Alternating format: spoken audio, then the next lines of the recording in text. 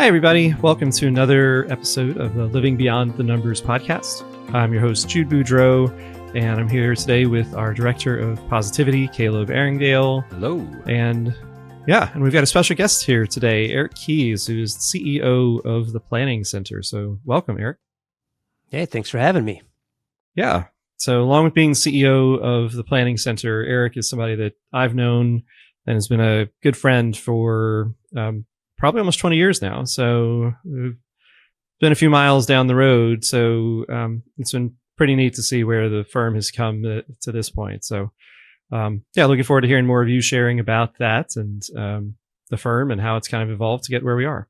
If I'm remembering correctly, you and I, it was NextGen, FPA NextGen up in Minnesota. Is that right?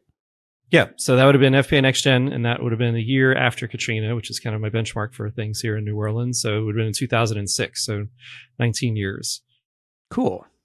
Yeah. It's been a little while, but a lot of good things that come in through that time. So maybe as a start, I mean, one of the things we always begin with is kind of like, how do people get here when they're part of the firm? So yeah, how did you come to be part of the Planning Center? It's kind of an interesting story. So I started out in college studying engineering, quickly figured out that wasn't for me, and was taking some macro and microeconomics. And I was like, hey, this comes really, really easy to me. So it was kind of just a process of self-discovery that led me to the industry. But I moved up to the Quad Cities after I got my MBA and started out at, it was American Express Financial Advisors back then. Now it's Ameriprise, and joined the Financial Planning Association and would show up at these FPA meetings and met this guy named Marty Kurtz. And so we'd show up at these quarterly meetings and we just got to be really, really good friends. And we'd stay after the meetings and talked a lot about life, sometimes about financial planning, a little bit of both. And over the course of about 3 years, I decided I was going to go start my own firm. And Marty was the only person I knew that had done that. So I called him up and said, hey, if I buy you dinner, can I kind of pick your brain? And he said, absolutely. So we're sitting there having dinner, and I just kind of said, hey, I think I was hardwired to kind of be independent, be a fee-only financial planner. And you're the only person I know that's kind of gone down this road. And he's like, hey, I'll show you every tool, template, process, show you everything I got, help you any way I can. But he's like, you're not from here, right? So you have no natural market. At the time I was young and still had hair, right? And it wasn't gray. So he's like, this does not help you. You're not going to make any money for 5 years. You're not a wealthy guy. And I'm like, where's my pep talk? I thought you were going to say, go get him, kid, But he said, quite frankly, I'm growing very quickly and could use some help. So if you just want to team up, let's see what we can do and where we can take this thing. And so that was in early 2004. So I landed at the Planning Center in 2004 in the fall. And yeah, we just started building from there. So I was the second CFP. Matt Sievertson, who I believe has been on the podcast already, he was here as well. He was working on a CFP. And so like the Planning Center, as far as like the Moline office, we just started building in 2004. And it's been kind of a pretty cool trip, but that's how I landed here. Yeah, right. And so from that day on, it's a pretty small company at that point. So, what were things like? How are you putting things together? It became apparent to me very, very early that Marty was absolutely incredible with people. He just had that thing where he could connect with people. Like he just had instantaneous kind of rapport with them. It reminded me a lot of you, Jude, just when I see you kind of work with people and talk with them, just could really, really connect with them very quickly. But I felt like with the value that I could bring to the firm, especially in those days, was just kind of organizing things, really kind of managing the practice, and then letting Marty and Matt be the primary relationship managers with the clients and just work with the clients. And I just started building stuff in the back office, so to speak. So I kind of took over some of the operational and business management stuff, and Marty and Matt were really the main kind of client-facing financial planners back in the day. But it was cool. I mean, there wasn't a lot of systems. I mean, Marty had some stuff, but it was a very, very young company. So like we would go and make lists of everything we wanted to do, and we'd come back and just knock it out, you know? So it was a pretty cool creative environment at the time for sure. Just before this, we were talking about your other pursuits. Started off as an engineering school, got an MBA, you've done triathlons. You've always clearly had a drive to push forward. Do you think that's what really helped you jump into that business manager role? Yeah, no, there's always been a thing of, if I just look at kind of my personality, there's a thing there of being able to work fairly hard for long periods of time, often independently, also as a team, and just to try and make things better. I don't know if that's from growing up on a farm, you know, in Iowa, just growing up and taking care of stuff, you know, and if there's 40 acres of beans that needs walk, well, guess what? You just keep going until you get it done. So yeah, there's a kind of a thing there of just hard work and taking care of stuff and a little bit of teamwork, and yeah. Yeah, totally. Well, I was hoping you'd share, you know, I feel like one of the stories that I think of a lot, and I share with even our new team members, is about, you know, and I'm already telling you to go and do what Eric's do. So maybe you can tell us a little bit about that. Oh yeah. Well, yeah, it kind of relates to that business manager part, right? So I mean, it was like the first day or two, and I show up and, you know, I'm a young, energetic CFP MBA. I'm like, all right, what do you want me to do? Well, yeah, what do you want me to go after here? And he's like, I don't know. Just look around and do what Eric's do.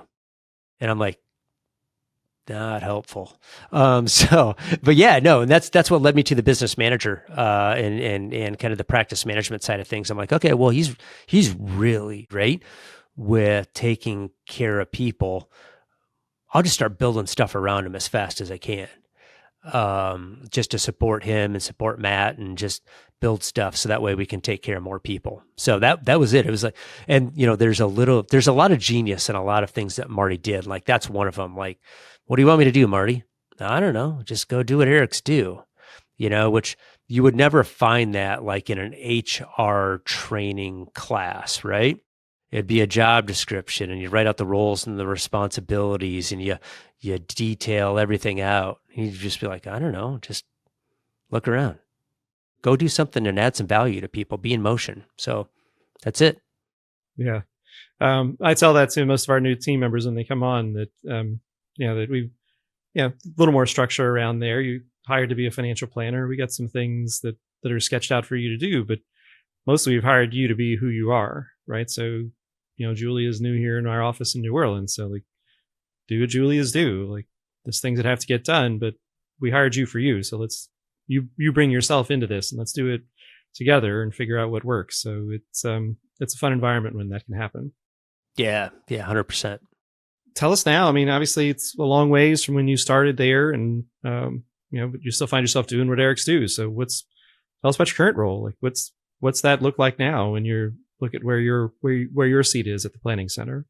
Yeah. No, I mean, we've grown a lot. It's a much more complex organization than it was, much larger than it was. You know, so one of the things that Marty and I talked a lot about is, you know, he and I and Matt were sitting around, and there was an article about a law firm here in town. I want to say they were celebrating their 100th anniversary, and he's like, "Hey, Kies, wouldn't it be cool if we built something that 50 years from now, there's an entirely different generation of planner working with an entirely different generation of client?"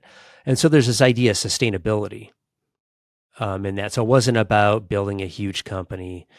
It wasn't about, you know, working with massively wealthy families, but it was very much about building a sustainable business that, it wasn't about Marty. It wasn't about Matt. It wasn't about me. It was about building a place that people could come into, that that they could work with us as long as they wanted to be here, that they could bring their family to, and there'd be somebody beyond us, that whether it's their kids or their grandkids or even their parents, that they had a safe place to come in and talk about life, to talk about money, to kind of navigate the various transitions, some really positive and some really, really hard, but it's about building something way, way beyond ourselves. Yeah. And, that's part of the language we use to this day, that, 50 years from now, we'll have another generation of advisor talking to another generation of clients, but it's the same principles, the same values that, that lead us, and that, often that I see lead the families we get to work with. Often somewhat jokingly say, some of our clients, many of our clients who, are financially wealthy came that way because they were pursuing an idea, like they're pursuing something that was important to them, not the money. The money was a byproduct. And it's pretty exciting to see us live through those values and grow a business. So yeah, I guess you give just like a little framework of the scope of the business for somebody who might be listening. Yeah. So we've got several different departments. So what we've been working on building as the organization got larger, we went from just the Moline office to, multiple offices, and we transitioned to an organization where it consists of departments and there's a management team to run it. And that way the planners, people like you, Jude, you can primarily focus on just taking great care of clients, helping them out and being there for them, so you don't have to worry about, the trading. You don't have to worry about billing on accounts. You don't have to worry about benefits. You don't have to worry about any of that stuff, right? You can just sit there and meet with people and take great care of them. Going back to kind of that idea of people having a safe place to come in and talk about life and money, you can focus on having those conversations and creating that environment so you can kind of really, really focus on that. And so what's evolved is we've got this relatively large company. We've got a planning department. We've got a tax department. We've got an operations department. And we're working on building out that next generation of financial planners and advisors, right? So we've got a group that's roughly my age, give or take 10 years, right? And so now we're starting to build out the next generation beyond them. Because our founders, Marty Kurtz and Cicely Matana and John Longstaff, the G1s, I guess technically, Jude, you're a G1 because you had your own firm when you merged in, but the G1s have retired. So we are too the third generation in the firm, and starting to even work on the fourth generation of planners. So that way, again, the idea is that we're trying to build out something sustainable, so that way clients, they can stay here for the long run and they can bring in their families and we can take care of them. So something we've talked about recently is the idea of like an ensemble practice versus like a siloed practice. Would you want to briefly explain kind of what that is and how we've chosen the ensemble practice? In the industry, very, very broadly speaking, there's often like what we would call a solo practitioner, right? So there's one advisor, and they will have an assistant or a staff person or two that helps out with some of the administrative things. And what happens is they kind of hit a ceiling of complexity, so to speak. They can only work with 85 people or 100 people or whatever. And then they're kind of maxed out. They can't take anybody else on. They can't help anybody out. A lot of times they're swimming in work. And so oftentimes what they'll do is they'll team up with another person or two, right? And they're starting to share expenses. Maybe they lease an office together, or they hire a couple of people together, and they'll share an administrative person, so to speak. But the reality is they're operating as silos, meaning that, Jude would have his clients and I would have my clients, and Caleb, you might have your clients, right? But we're sharing resources to lower our overhead. But it's really three independent or silo practices kind of pooled together. Well, the next evolution of that is what we've been working on building literally for almost 20 years now, which is an ensemble practice where the clients are clients of the firm, and we're really committed to having the right person in the room when needed. That we all kind of collaborate, we work together, and we truly try and function as a unit and a team to deliver whatever the client needs to the extent we're able to. Yeah, it's as somebody who was a solo practitioner and then became part of the ensemble, I'll say it's really freeing in a lot of ways, because if I have clients who are looking, like we've got problems we can solve, but maybe they're looking for a little bit of a different experience, then I team up with Matt Knoll, who's one of our partners and senior planners, and bring him into the conversation. On calls this week, I've had Julia, who's new in our team here, Caleb or Rob from the tax team. So that we get to work together on this and not alone to serve the people that we get to serve is really one of the most fun parts, I think, about the work that we get to do. Yeah, and I will say it is a really significant mind shift, though.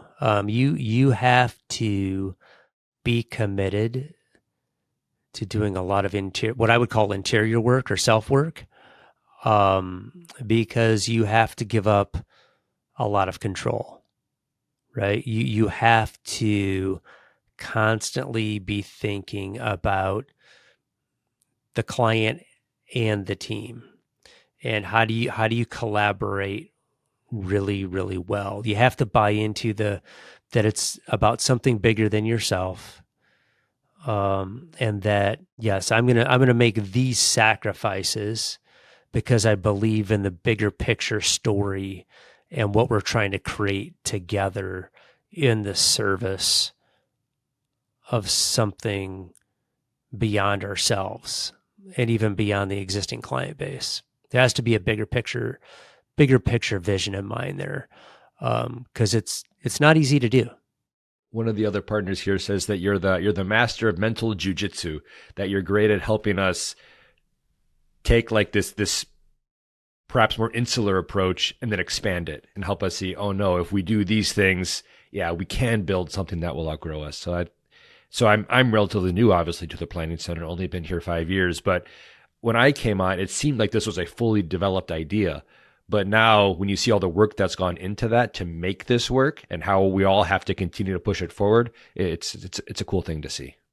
Yeah, that's funny. I don't think I'd heard that before. That's a funny thing. Yeah, no, and honestly, I think that's one of the more challenging aspects of it, Caleb, is that a lot of times you are working on very conceptual, esoteric things that are nothing's tangible, right? Right. You're trying to take like our annual company retreat that we do. Yeah, that Caleb's the chair of, right? Right. And so like we come together once a year, we bring everybody in the company together that can be here. And sometimes somebody can't, they're getting married, they had a baby, life happens, right? And they just can't do it. And that's totally okay. But everyone else is there, and we're never working on like, hey, how do we make this one business process work better? We're working on things like communication. We're working on things like how do you operate from a strengths-based environment? We're working on a lot of concepts that will take a lifetime to master, and there are very, very few people that would invest that kind of money to work on building out what a lot of times is called the soft skills, which I think is hilarious because it's the hard stuff to do. but to build out those soft skills simply to make a better culture and a better environment. So that way we can serve clients for 20, 30, 40 years and their families. There's a lot of things we do like that, like the monthly circle meetings that we have, investing in coaching for employees that no one else would ever think to do or invest the money into. But it's all so that way we can become better versions of ourselves. So that way we can serve these people more effectively. That's a very esoteric, conceptual thing, but it's just how we roll and how we are. Yeah, absolutely. It's, one of my favorite things is somebody who gravitates towards that kind of stuff in general. Yeah, but it's always ongoing. We've got, a bunch of business partners. There's about a dozen of us that, own the planning center here, and we're all different people. And so there will, at times you can operate really differently than, Amy, who's our CFO, naturally comes from a very different place around things than I do.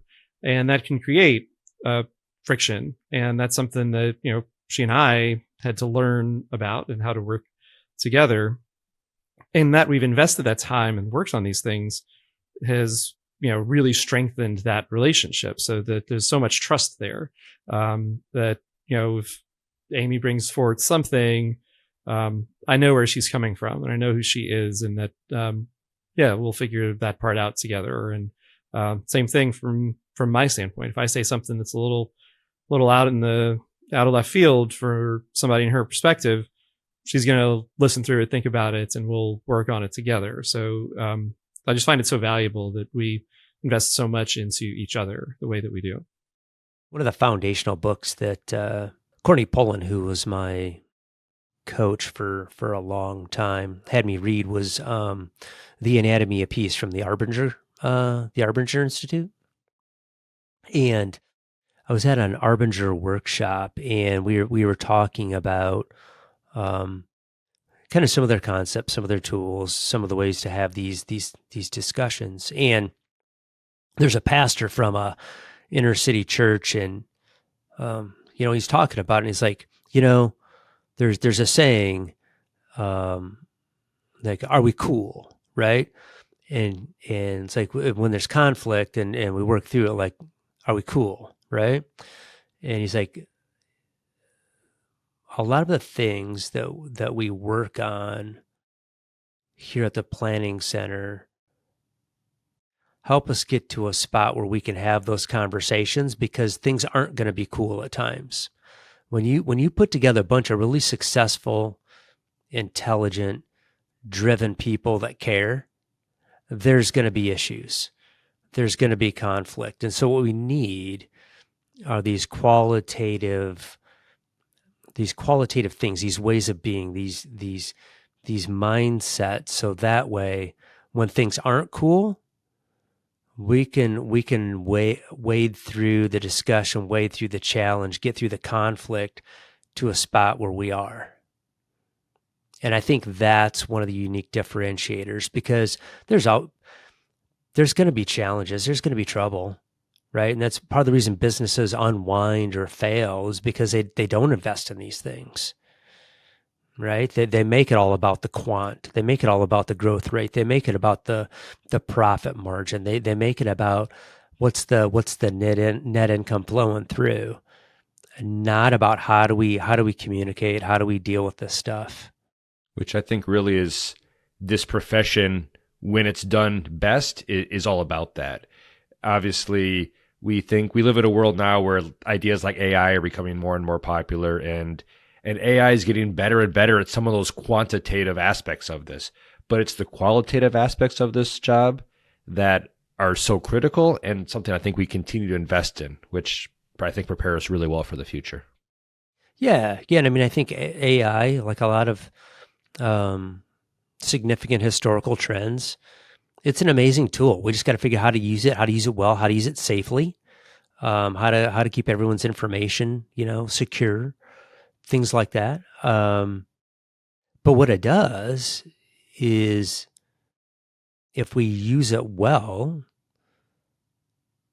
it creates the capacity to go do what humans do best, which is to sit in community with each other and help each other through stuff. That's what we're great at. There's sitting there with somebody who's going through something really, really hard and connecting with them and helping them navigate that. A computer can't do that. It can tell you all the technical things that you probably need to do. Great. Awesome. But just that being able to resonate with another human being and helping them get to a new spot, only we can do that.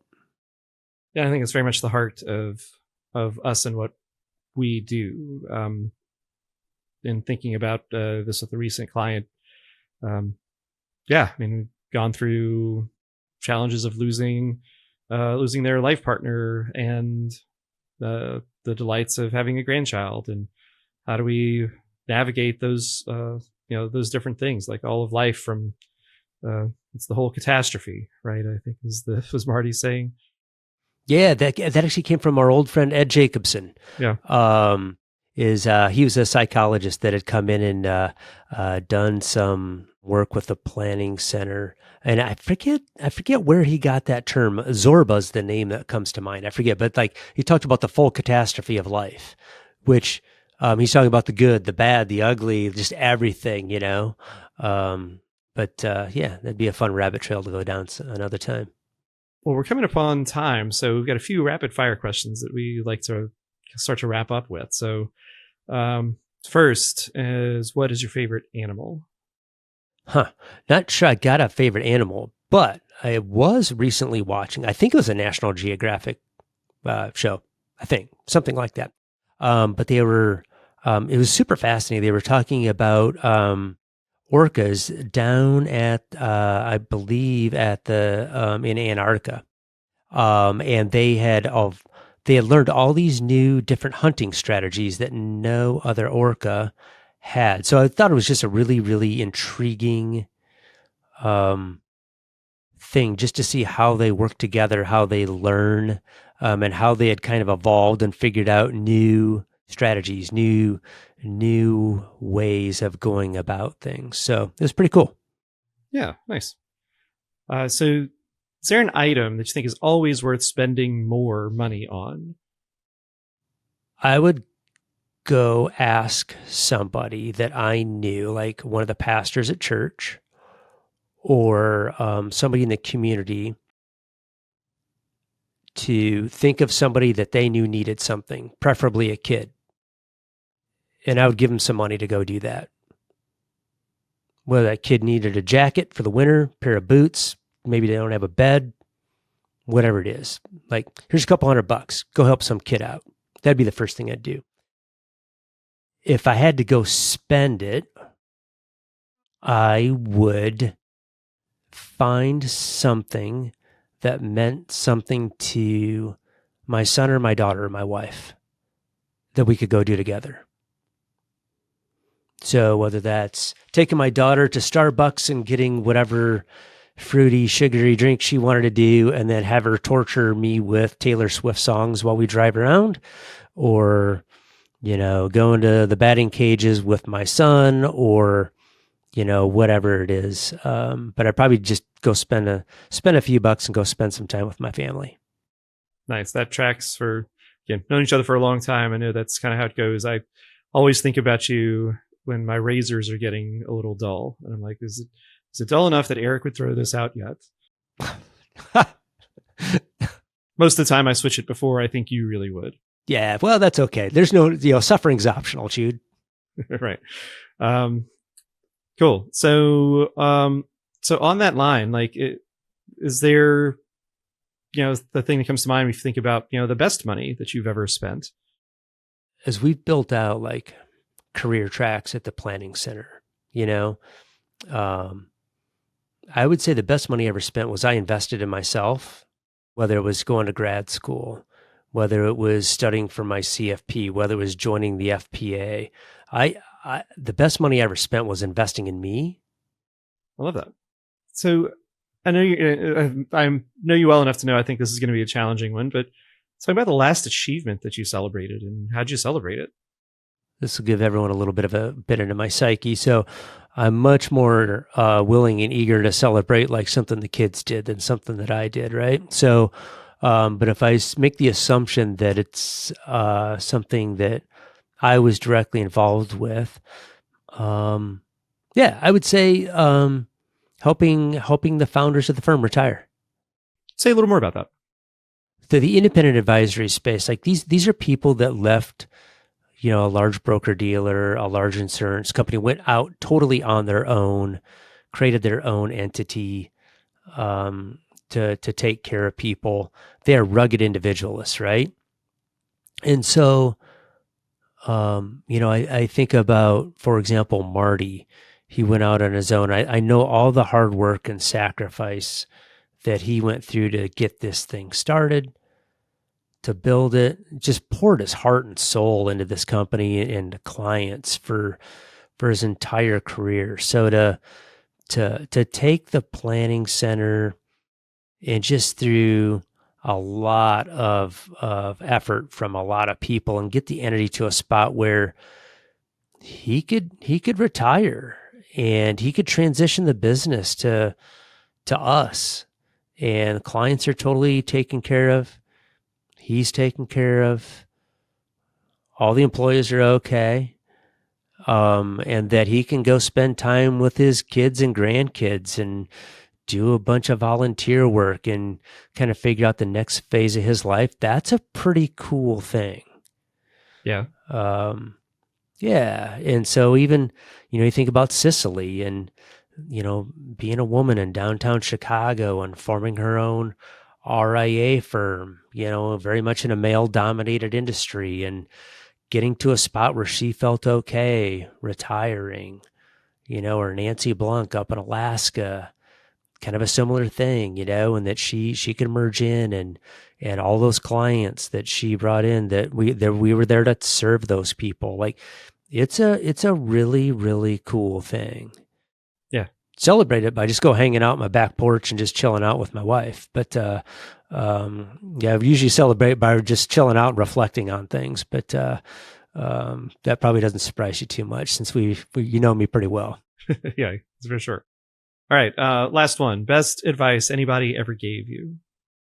I'll give you two. You probably heard me use these a lot. So one was my dad, and he's talking to his teenage son. I was the youngest of 5, and he's talking about all the ridiculous things that young men will do when they're teenagers. But he said, as I was heading out the door one night, he's like, "Hey, if you go looking for trouble, you're probably going to find it." Right? And I still use that to this day, whether it's going and finding a new puppy, or whatever it is. Like if you go looking for trouble, you're going to find it, and there's a lot of wisdom to those words. And another one, actually, I'm going to attribute this one to Tony Liston, who is the pastor that did Laura and I's kind of premarital counseling. But, he said, "Hey, God puts people in your life to teach what you need to know about yourself." He goes, "It's why marriage is so hard, because there's nowhere to hide. Every one of your little idiosyncrasies or quirks is going to get exposed. That's why parenting is so hard. It's why leading people is so hard, right? Because you're going to learn an awful lot about yourself and probably a lot of things that you don't want to know." So, that'd be the other one, is people are going to come into your life and they're going to teach you what you need to know about yourself. Nice. Well, that feels like a really good spot to wrap things up. Caleb, any final thoughts today? No, thank you so much. Appreciate this walk down the TPC memory lane, and look forward to our next podcast with you. Yeah, for sure. Probably got quite a few ideas we can kick around over time. So appreciate you guys. Definitely. No, thanks so much, Eric, for joining us today. And thank all of you for sharing some time with us. So this is the Living Beyond the Numbers podcast. You can reach me, Jude, at theplanningscenter.com, Caleb at theplanningscenter.com, or Eric, our CEO, is Eric at theplanningscenter.com. So thanks again. Please like and subscribe, and we'll see you on our next episode.